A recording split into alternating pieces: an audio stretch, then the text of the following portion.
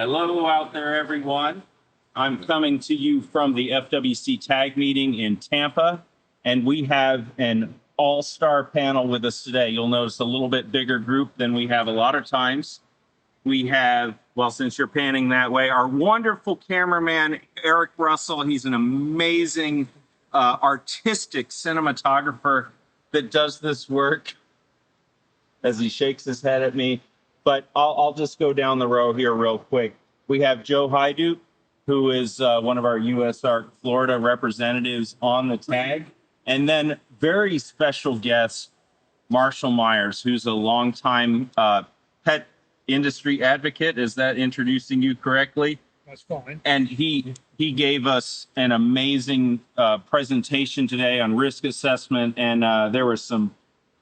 It was nice to see. There were some nice moments in there, and then of course we have USARK President Phil Goss, who you get to see all the time because he spends most of his time in Florida now, and then our very own USARK Florida representative Eugene Bessette, who is smiley as always. Hard. Yes, so we all came, most of us except for Marshall were at Daytona over the weekend. So we're all kind of like at the end of our rope here. Daytona was awesome. Our executive director of FWC, Roger Young, came, Major Burton came, and Lieutenant Colonel Rob Rowe came. And they toured the show. They spent a lot of time with us, and they are making an effort to show that they are working with industry, and that's really encouraging. That leads us into the tag. The tag was kind of a mixed bag. I think we would say there are things we were happy about, things we were disappointed about. Let's go to let's go to Joe first, since he's in a row. Can you just kind of give a little synopsis of what you thought happened in tag? Yeah, boy, a lot of the same thing we've seen over and over again. A lot of discussion of tier scores. We got documented with class 1, class 2, class 3 again, which I don't think we've seen for several meetings, but I guess we're possibly back to that. And to me, the most concerning thing was the discussion about where new species in the trade are going to end up, and it looks like they're trying to be shoehorned into anything not in the trade will need an evaluation. Let me skip over to Phil here, because there was some confusion, because as it is right now, it seems that we're retaining the class 1, 2, and 3 system, but we are also putting in a tier system within the classes. And so it just seems like we've asked for something simple and easy, and it always ends up complicated. Do you want to address that? Yeah, so there was some confusion in the tag. So some people thought the current system of class 1, class 2, class 3, venomous, conventional, all that stuff was going to go away and be fully replaced with a new tier system. Instead, what we have, it looks like we have a 5-tier system with 17 sub-tiers. So it's actually going to be a 22-tier system, depending on how you look at it. So we don't have a final product. We don't know how this is going to be changed, but it certainly seems to be a little bit more convoluted and draconian now than we thought it was going to be coming into this. Eugene, you want to add a few of your thoughts on this? Yeah, let me just back up to the beginning. I just want to edify our new executive director, Roger Young. As a lot of you know, I've been representing this industry since the mid-'80s, and even though Wayne didn't start his show until 1990, this new executive director, Roger Young, is the first one of all the executive directors and the folks that are in upper management or leadership at FWC that has bothered to come and mingle and see what's going on with the industry. We have had legislators and other commissioners in the past show up, but this is the executive director. This is the boss. This is the guy that's driving the truck. And he was very well received. People were very cordial and supportive. So kudos to him. We're trying to move forward and regain the trust. We're working diligently on both sides. Forget the past, move forward. Having said that, there are some things that are taking place with the old regime that initiated the dialogue that we're having to suffer through here in this tag with the tier system. We never asked for this. This is something they threw at us and said, here, eat this. And we've been meeting for almost 2 years. It'll be 2 years in November. And we have told them we don't like tier. We're not going to eat tier. We're not going to have tier. And they keep bringing tier back. And it's scary that they want to do away with the existing rules and statute and everything else. And they really can't work. One of the things that I really push back hard on is they're wanting to take venomous, which is unique unto itself, and make it class 2. Well, class 2, folks, you have a minimum of 2.5 acres. We can't allow that. No way in the world. I mean, we lost about a third of the venomous people in 2016 when we had to rewrite the rules because of the escape cobras and all the other things that were going on. So, like I said, we lost 100 plus permittees that either went out of business, moved out of Florida, or went underground. Having said that, the people here are hearing us, but they're not listening to us. And it's not just reptile people. It's people in aquaculture across the board. So there's 26 people that are on this tag. 2 of them are FWC, 2 of them are scientists, 6 of them are animal rights NGO. The other 18 represent varying forms of the animal industry. Those 18 people are lockstep solid against the tier. It's more convoluted, it's more distractive. It's just, they're supposed to make things simple. So it's obvious that the leadership from the prior existence that put this tag together has an ideology to just confuse, divide, conquer, and eliminate. So those are all my thoughts for right at the moment, but it's frustrating. If I could, Eugene brought up venomous, and that's something that's near and dear to my heart. And I know we are venomous guys from way back, him wayer back than me. But with venomous, we did bring up that concern, and they did end up saying later in the meeting, they were talking about either waiving the 2-acre requirement or grandfathering people in.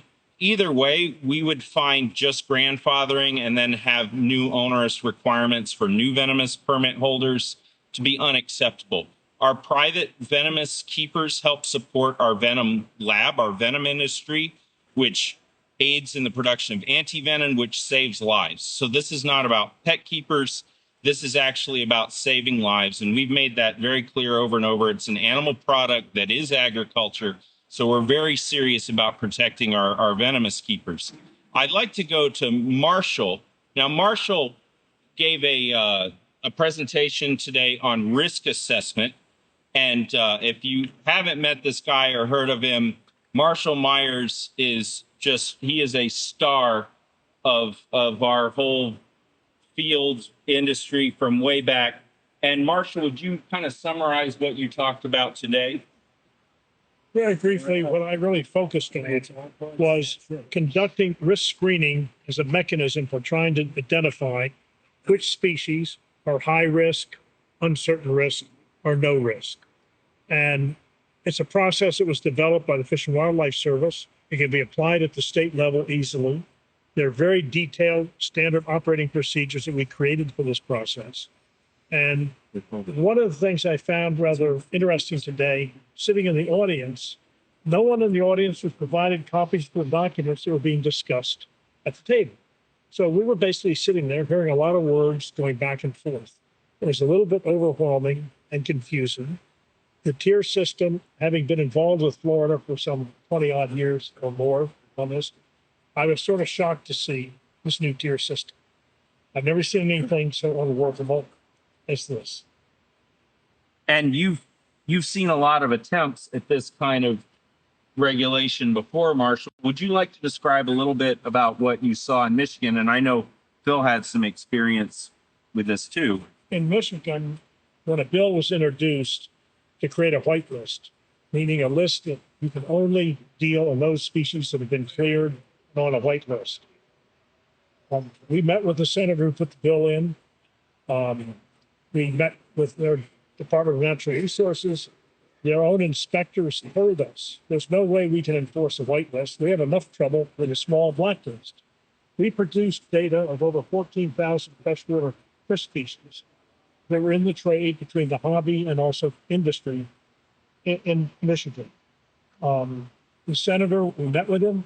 We agreed if we could work out something with DNR if he'd be interested. And what he ended up doing was repealing his own bill and going back to a blacklist. Yeah, Phil, would you like to elaborate a little bit on whitelist? Well, Yeah, well, Marshall covered it. I mean, that's a real world example of a state who passed a whitelist and then realized, whoa, that was a bad call. So they went back to a blacklist, which a blacklist is just way easier to enforce. You have to be worried about a handful of species who could actually be problematic rather than worrying about 15 or 20, well, over 20,000 species, especially when you add fish and reptiles together and amphibians. How is law enforcement supposed to familiarize themselves with over 20,000 species versus knowing about a couple dozen or 3 dozen actual problematic species? Marshall, did you have something? And one thing that's very important, the Federal Lacey Act, which regulates and cures wildlife, was amended in 1940. The law goes back to 1900. It was amended in 1940 to get rid of a whitelist and go to a blacklist. And so there's been enough experience in the United States and other countries, whitelists don't work. Now, some of you might be wondering why we're talking about a whitelist again.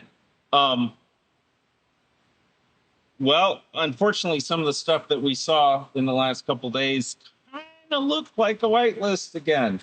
Joe, you want to bring up, because even more concerning than the tier system is, and it's overcomplicated, but we're getting back into some stuff that's really concerning. Yeah, there's a lot of discussion about where do we put things not in trade. Also some comments made that would, well, the message I want to convey is save your receipts, because it was very specifically brought up that at some point they're not just going to take our word for it as far as what's in trade. When you're going to have to be able to prove that you've had it before the list of species in trade was compiled.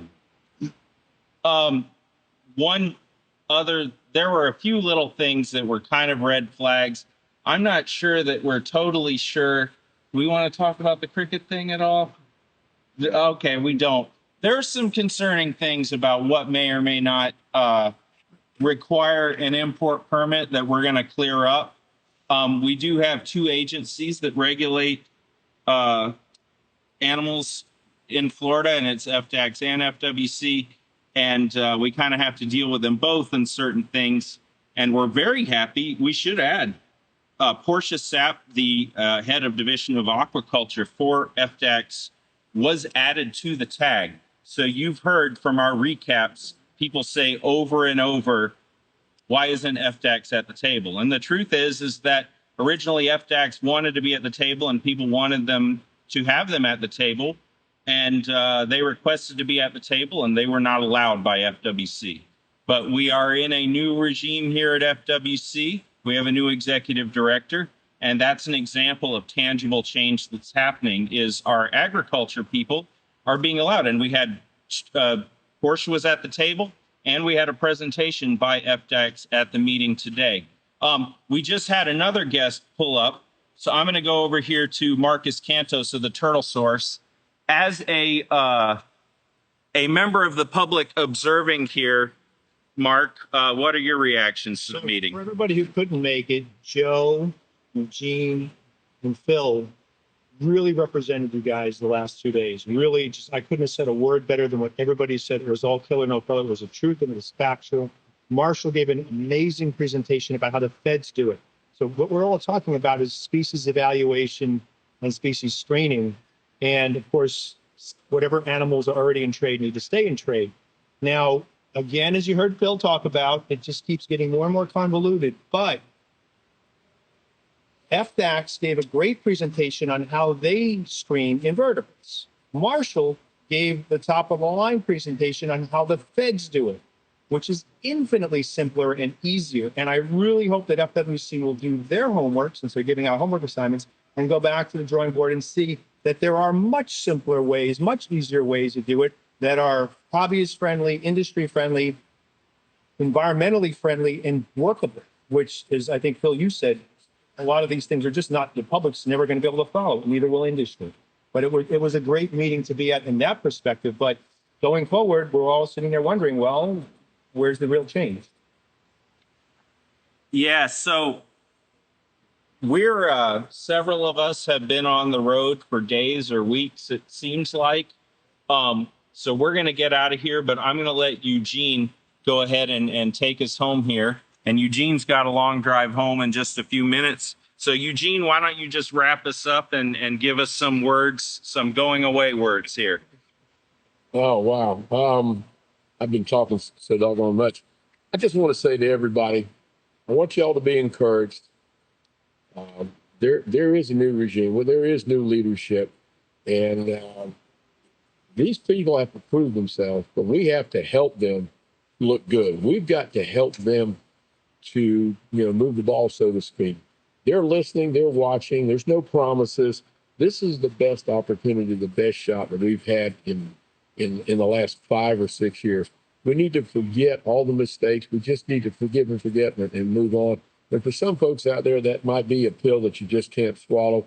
Well, just chew it. If you can't swallow it, just chew it and get it in you. Because all of us sitting here right now have been chewing on this thing and listening.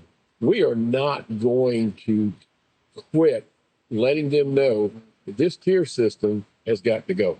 It's just not going to work. I mean, Marshall brought incredible information. The history is there. I mean, even a blind hog can see that this is just unproductive. So we continue to waste taxpayers' dollars at these meetings. The next 2 meetings on the tag are going to be in Gainesville in October, in late November. Stay tuned. We'll get the dates out. I encourage the public to come. And I have no idea when this is going to end, but we need to get this over with. So we appreciate all your prayers, your financial support, and continued support, helping people to come to meetings and encourage others. And like I said, we're fighting a tough battle, but Goliath is going to be slain. All right, from Eugene's mouth to your ears, we're going to get this all worked out. So we're going to go ahead and let you go here. Thank you, everyone, for staying after and joining. And USARK and USARK Florida are here fighting for your freedoms, protecting reptile keepers. You've got a great group that's working for you. And we'll let you go. See you later.